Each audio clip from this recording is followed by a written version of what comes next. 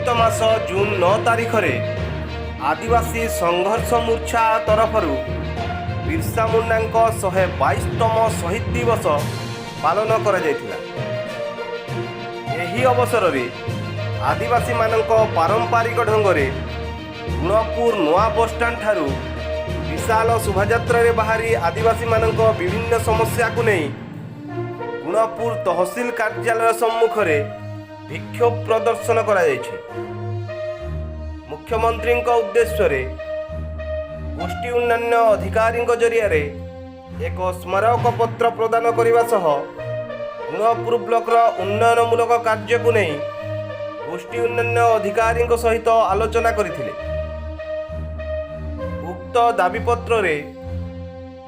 शैरा भाषा और लिपि संस्कृति को सांविधानिक अधिकार एवं समस्त को संरक्षण प्रदान समस्त आदिवासी और वनवासी मानू जंगल जमी घरडीह पट्टा प्रदान गुणपुर तहसील कार्यालय उप तहसील आदिवासी छात्र छात्री सर्टिफिकेट देवारे अवहेला बंद करी समस्त आदिवासी पिला मानू संविधान अधिकार दाबी गुणपुर उपखंड रे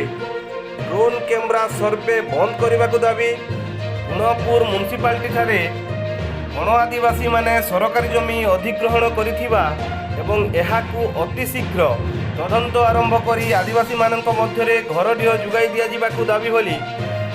20 दफा दाबी उपस्थापन करिसंती। आदिवासी संघर्ष मोर्चा आनुकूल्य रे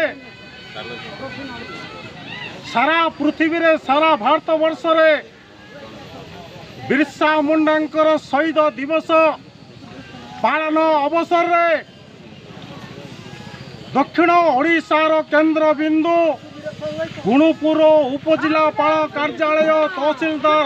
एवं गोष्ठी उन्नयन अधिकारी को 20 दफा दाबी स्मारक पत्र प्रदान करा। मुख्य कथा केंद्र मोदी सरकार जमी लूट करने पर प्राइवेट कंपनी की देवा पर जो षड्यंत्र करुच्ची एवं ड्रोन कैमरा सर्वे नारे जमी लूट करने पर जो षड्यंत्र करुच्ची तेणु ताको आम तीव्र विरोध करुचु। बिरसा मुंडा इंग्रेज मान विरुद्ध रे लड़ाई करथिला आदिवासी संघर्ष मोर्चा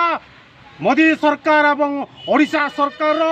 आदिवासी विरोधी नीति विरुद्ध जो षड्यंत्र करछन्ते ताको आमे तीव्र विरोध करिकरी आज हजार हजार आदिवासी लोक माने समवेत होइछन्ती। सौरा भाषार लिपि एवं संस्कृति को संविधानिक अधिकार दबा पर होची आमे दाबी करी आज ये समावेश करा जायछि। बिरसा मुंडा अमर रहे, अमर रहे, अमर रहे। बिरसा मुंडा अमर रहे, अमर रहे। रायगड़ारू अमसा हेप्रांक रिपोर्ट मो आदर्श टीवी।